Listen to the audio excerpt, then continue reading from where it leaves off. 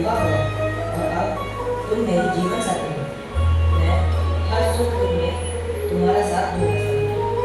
ये मेरा फर्ज है कि मैं तुम्हें सारे हक अधिकार दूं जो मेरे हैं। तुम्हें भी सपने देखने का, खुले आसमान को सिर उठाकर देखने का हक है सावित्री। हाँ, मैं मानता हूँ एक स्त्री को भी पुरुष की तरह पढ़ना लिखना आना चाहिए।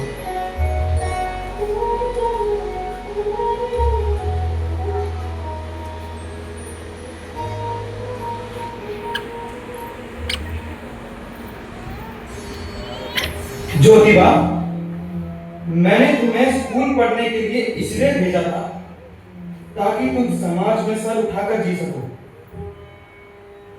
पर तुम तो हमारी इज्जत मिट्टी में मिलाने का काम कर रहे हो। तुम्हें समझना चाहिए कि औरत का पढ़ना पाप है। बाबा, आप कैसी बातें कर रहे हैं?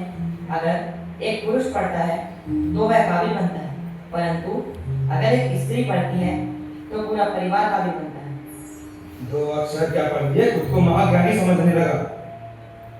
मैं खुद को सिर्फ सावित्री का साथी समझ रहा हूँ। मैंने उससे वादा किया है कि हमेशा उसका साथ दूंगा और मैं उसे पढ़ाऊंगा। ये लड़का समाज के रीति रिवाज क्यों नहीं समझ रहा? पहले ही हम अपने अस्तित्व की लड़ाई लड़ रहे हैं और ये औरतों के अस्तित्व की लड़ाई लेकर बैठ गए।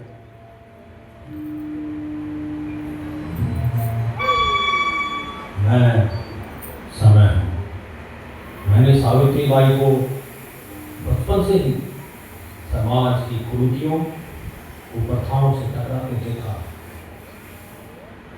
उनके नन्हे कदमों में आराम से ही पीड़ा, उपेक्षा और सामाजिक अन्याय की धूप सही है। किंतु विडंबना यह है कि युवा अवस्था की दहलीज पर पहुंचकर भी उनके जीवन के संघर्ष हमें नहीं।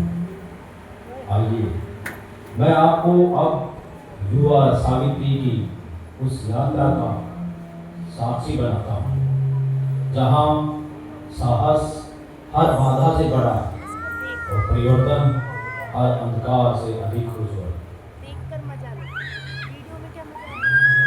पापा, हम पुस्तकालय जा रहे हैं। अरे और कितना पढ़ाओगे इसे? सावित्री मेरी इज्जत में मत कर रही है, बस इसलिए। ठीक है, जहाँ जाना है वहाँ जाओ। ये तो बाबा।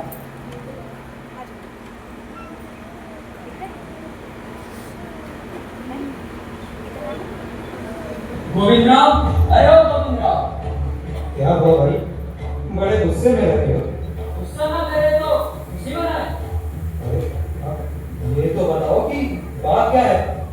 आपके बेटा और बहू मिलकर हमारी बेटियों को भ्रमित कर रहे हैं।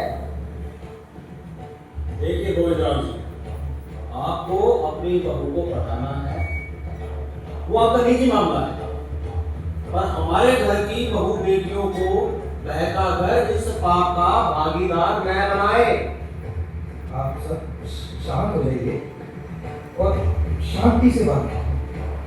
मैं ज्योतिबा और सावित्री ने क्यों? गोविंदराव जी, तुम्हारे बेटे और बहू कुछ एक ब्राह्मणों के साथ मिलकर चोरी छिपे हमारे घर की बहू बेटियों को बहकाकर उन्हें पढ़ने के लिए मजबूर कर रहे हैं।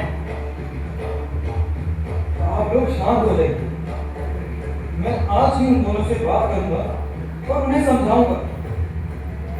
कृपया करके इस गुनाह की उन्हें माफ कर दीजिए। आप लोग जाइए, मैं उनसे इस बारे में जरूर बात करूंगा और उन्हें ऐसा करने से रोकूंगा। हाँ हाँ गोविंदराव, तुम लोग तो भी ठीक रहेगा तुम्हारे लिए, वरना हम रोकने पर आ गए तो बहुत पछताना पड़ेगा तुम्हें। चलो भाइयों।